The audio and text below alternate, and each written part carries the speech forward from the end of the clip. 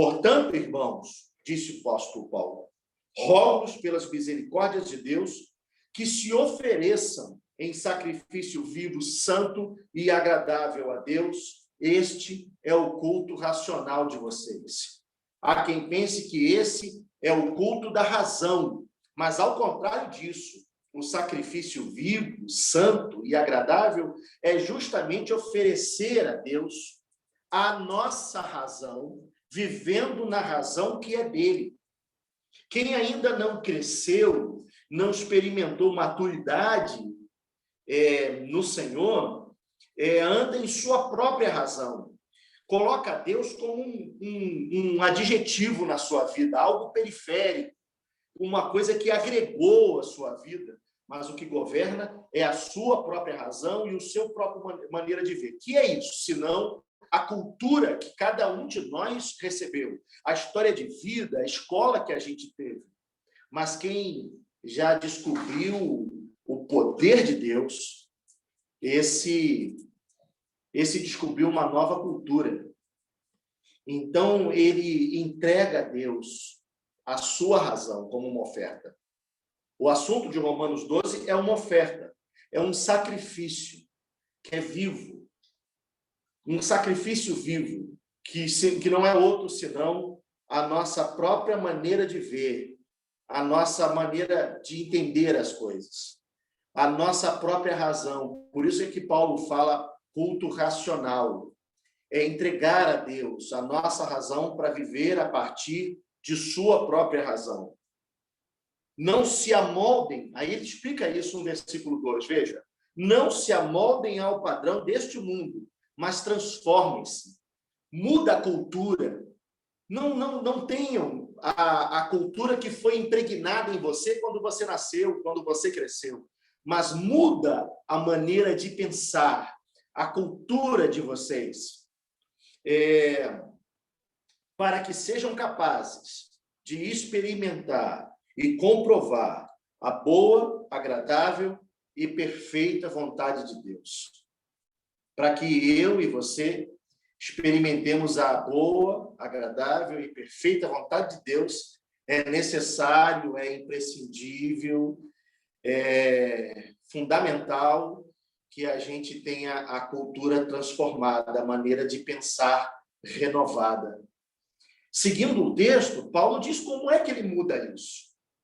E a gente falou disso semana passada, muda com uma autoimagem equilibrada, sabendo quem eu sou, para que eu não seja soberbo, altivo, para que eu não seja vítima de autopiedade.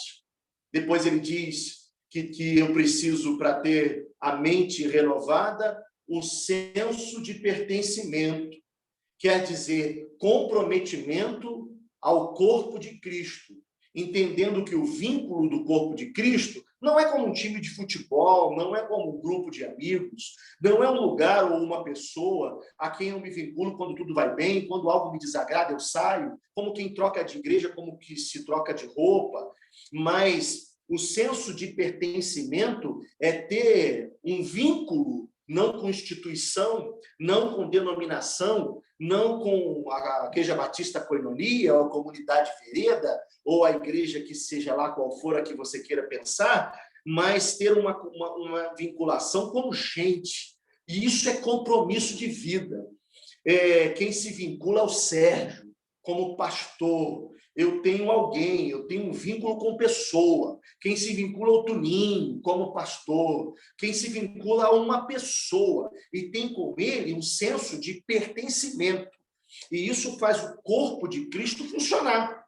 Isso muda a cultura e a maneira de pensar da gente. Isso faz do relacionamento da gente algo muito para além de coleguismo, de amizade, de vida. E depois, o senso de valor, no versículo 4. Eu não estou lendo o texto, porque eu estou só fazendo uma repassagem para a gente depois avançar para o assunto de hoje.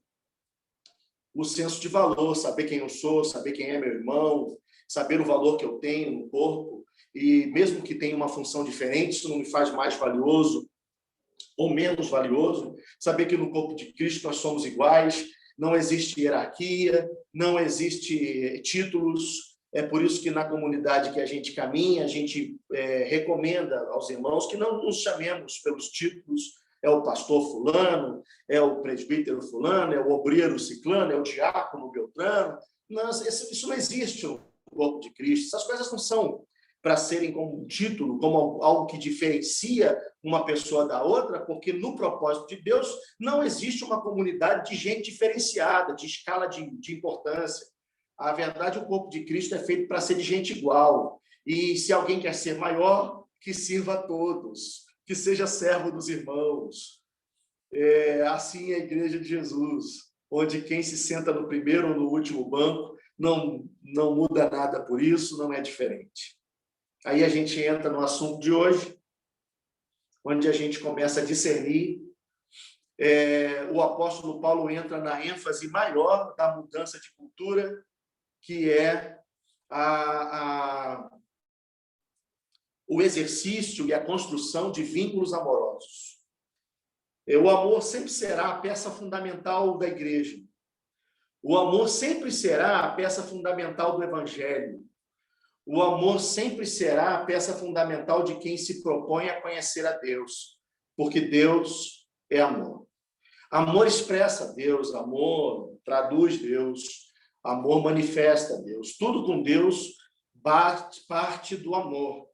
É o amor que eu tenho a Deus sobre todas as coisas que me ajuda a andar com Ele. É o amor que eu tenho ao meu irmão, não como a mim mesmo, mas como Ele me amou, que me ajuda a andar com meus irmãos. E aí, quando Paulo, e depois de falar de uma autoestima equilibrada, do senso de pertencimento, do senso de valor, começa a falar da construção de vínculos amorosos, ele não gasta um versículo, ele precisa aprofundar o assunto. E aí ele gasta inúmeros versículos. Não dava para eu pregar uma única mensagem sobre isso. Estamos aqui hoje. Hoje nós vamos falar de 4 partes da construção de vínculos amorosos. A primeira delas está no versículo 9. Você pode acompanhar comigo?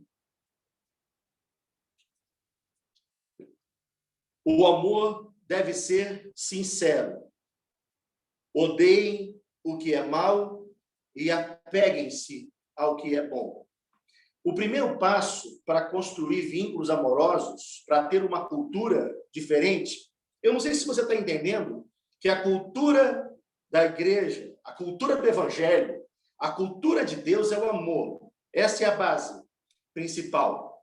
Não consigo amar se eu não tiver autoestima equilibrada, se eu não tiver senso de pertencimento e senso de valor.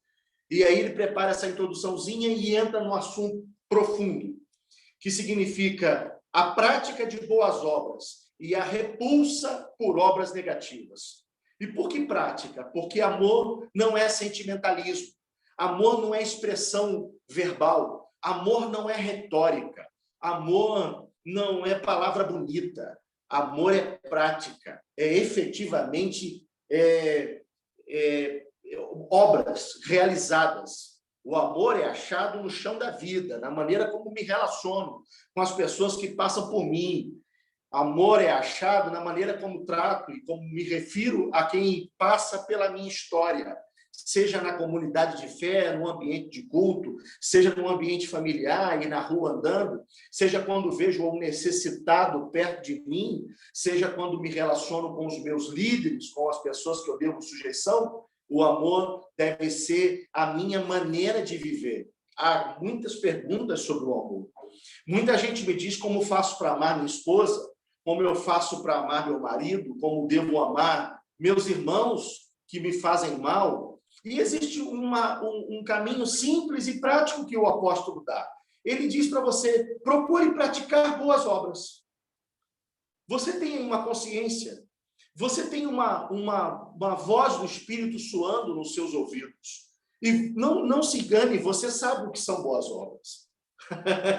Você pode não praticá-las, você pode não realizá-las, mas você sabe o que são boas obras. Porque o Espírito Santo que habita em você fala com você acerca delas. Você também sabe o que são obras ruins. Você sabe o que são obras reprováveis. Você sabe quando você ofende alguém. Você sabe quando você entristece alguém. Você sabe quando você humilha alguém. Você sabe quando você envergonha alguém. Paulo dá o primeiro passo, um passo muito simples. Que o amor seja a prática de boas obras. Todas as vezes que eu encontro com alguém, todas as vezes que me relaciono com alguém, toda oportunidade que tenho, eu posso fazer algo bom ou algo ruim. Eu posso deixar uma marca boa ou uma marca ruim. Eu posso deixar uma semente de amor ou uma semente reprovável. O conselho do versículo 9, o primeiro fundamento da construção de vínculos amorosos, é a prática das boas obras. É ter um zelo de praticar obras boas com os meus irmãos. É muito fácil querer fazer coisas boas quando alguém pode me aplaudir. É muito fácil querer fazer coisas boas quando alguém pode me elogiar. É muito fácil querer fazer coisas boas quando eu estou num ambiente de culto. Mas a vida exige boas práticas. A prática de boas obras. E ele termina dizendo a repulsa pelas obras negativas. Se eu quero aprender a construir vínculos amorosos, eu preciso me exercitar. Não, isso não é natural. Isso vai exigir de você um sacrifício. Isso vai exigir de você um esforço. Sim, porque você é naturalmente ruim. É sem esforço que a gente ofende as pessoas. É sem nenhum esforço que a gente entristece as pessoas. Que a gente menospreza quem passa por nós. O contrário do amor não é o ódio. Há quem pense que o contrário do amor é o ódio. Mas o contrário do amor é a indiferença. Há quem trate as pessoas com indiferença. Há quem permita que quem está perto de você, quem fala com você, seja acometido do sentimento da indiferença. Se você quer aprender a construir vínculos amorosos, aprenda a ter boas obras. E aprenda a odiar, a expulsar de você práticas ruins, práticas negativas, práticas reprováveis. A segunda marca, a segunda característica da construção de vínculos amorosos está no versículo 10. Vamos ler? Dediquem-se uns aos outros com amor fraternal. Prefiram dar honra aos outros mais do que a si mesmos, disse o apóstolo Paulo. O segundo passo para construir vínculo amoroso é privilegiar os irmãos. É preferir honrar alguém do que ser honrado. É muito engraçado quando a gente se relaciona numa comunidade qualquer.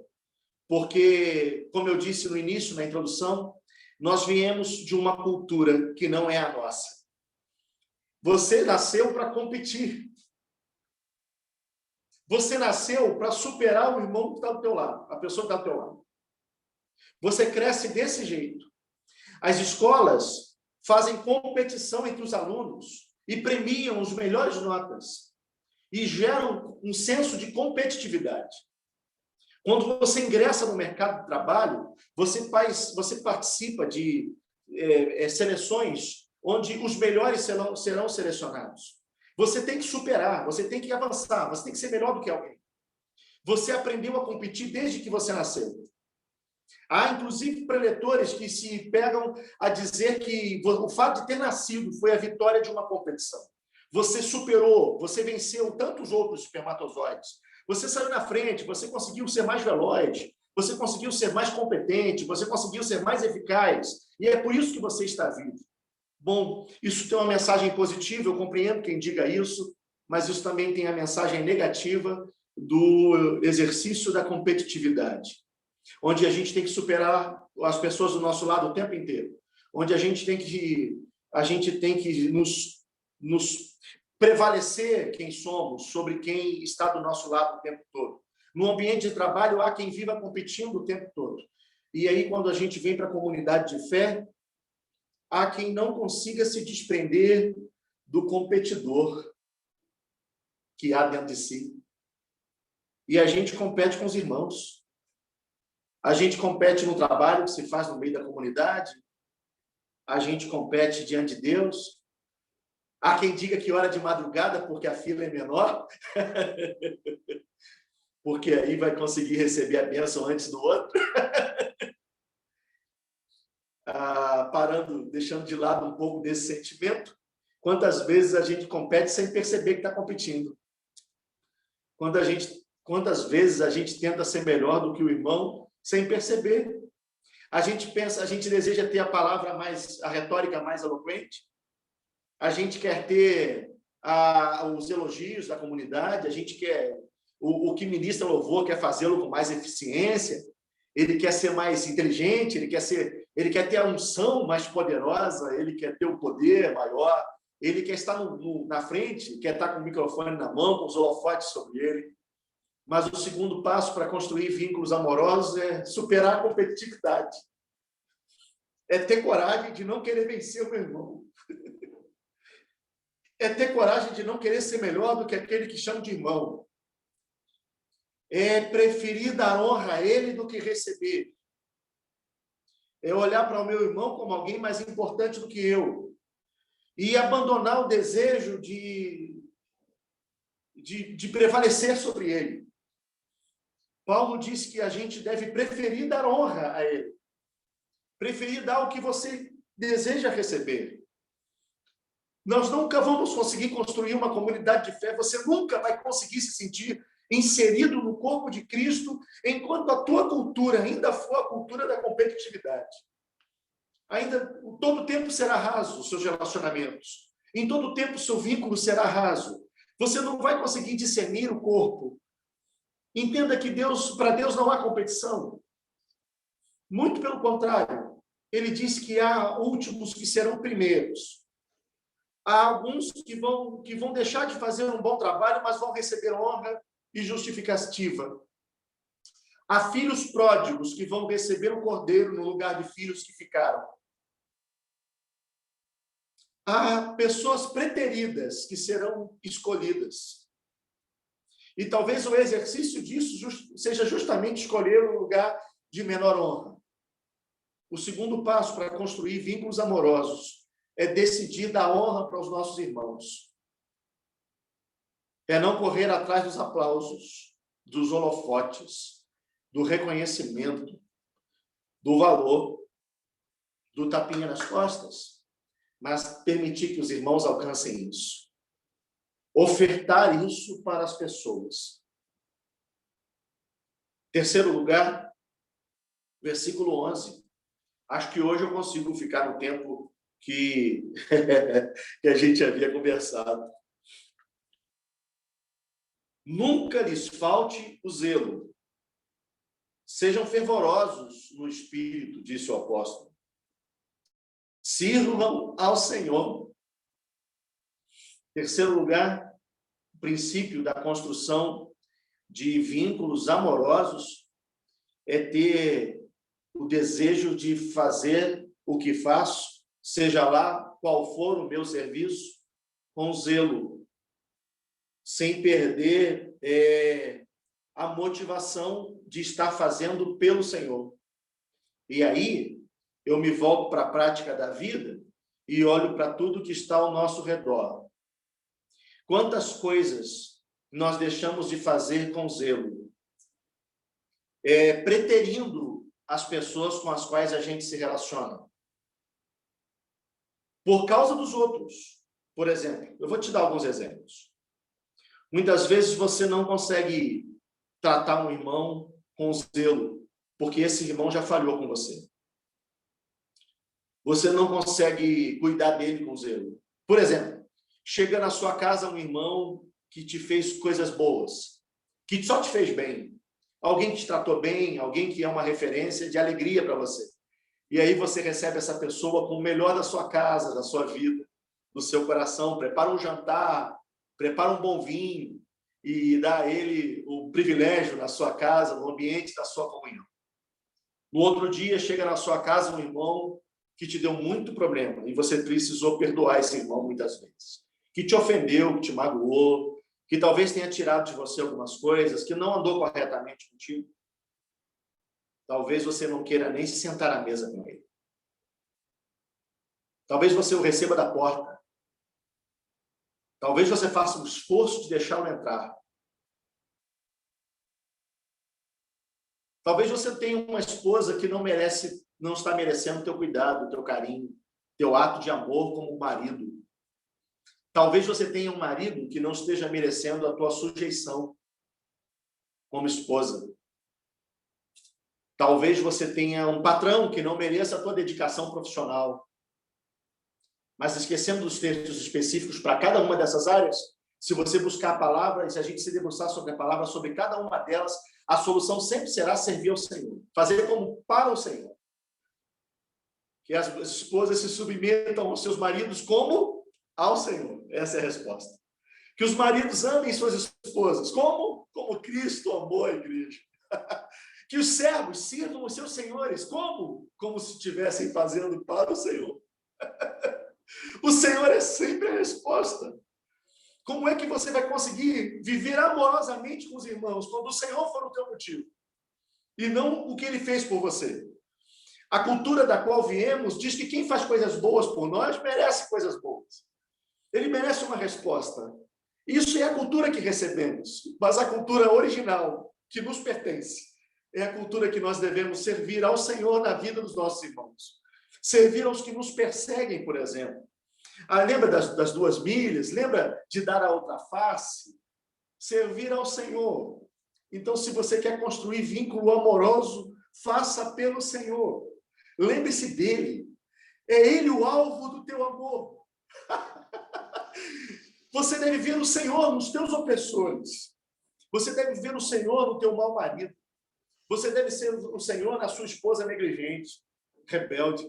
Você deve ver o Senhor no irmão que pecou contra você. Você deve ver o Senhor em cada pessoa, porque Deus quer ser amado no outro. Ele quer ser amado na pessoa que vive com você, e que passa pela tua história, e que passa pela sua vida, com o amor que ele nos deu. Porque quem dá amor, recebe. Eu falava agora há pouco, no momento de ofertas, que o ato de ofertar não é o ato para o outro, nem para Deus, nem para o homem. O ato de ofertar é o ato para mim. A verdade é essa. Exatamente como quem perdoa, perdoa para si.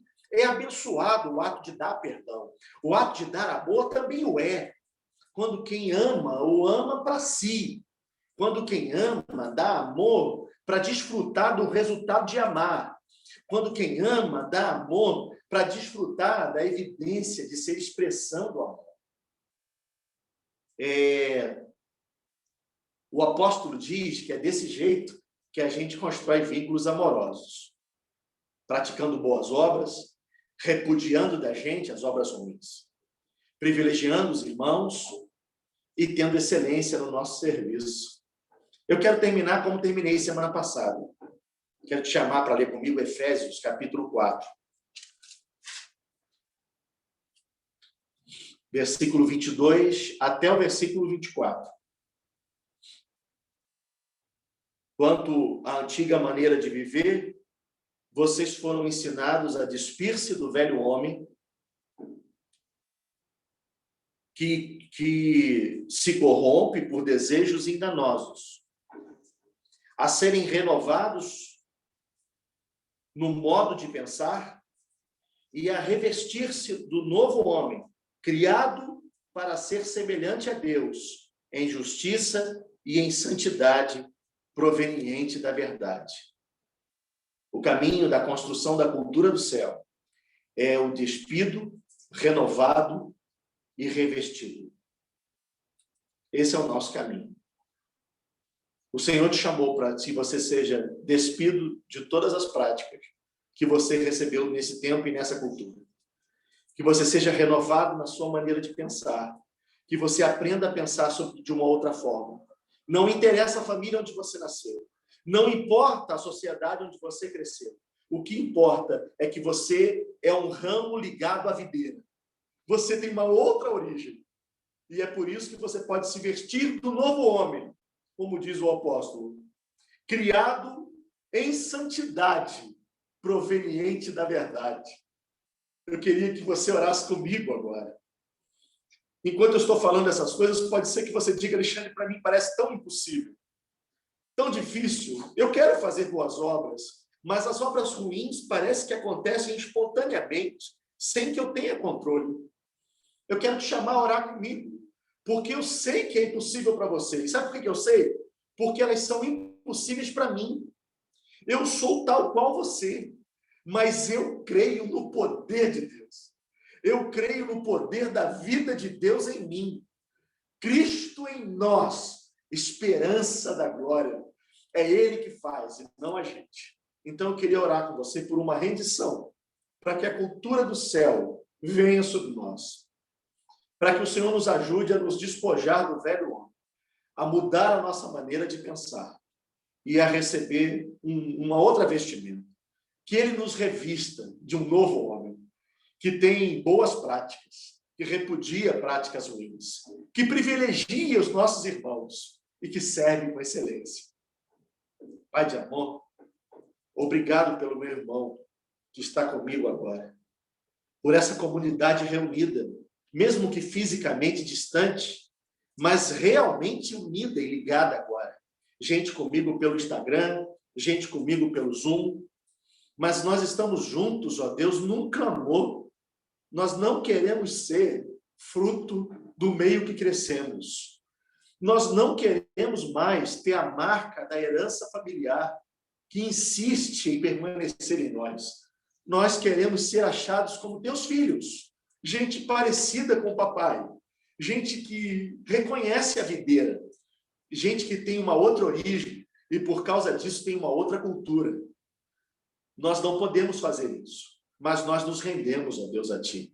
Espírito Santo, faz essa obra em mim, faz essa obra no meu irmão, Senhor. Nos despe da vida antiga, muda a nossa maneira de pensar e nos veste de novo no Senhor. Nós nos entregamos aqui em oração, em nome de Jesus.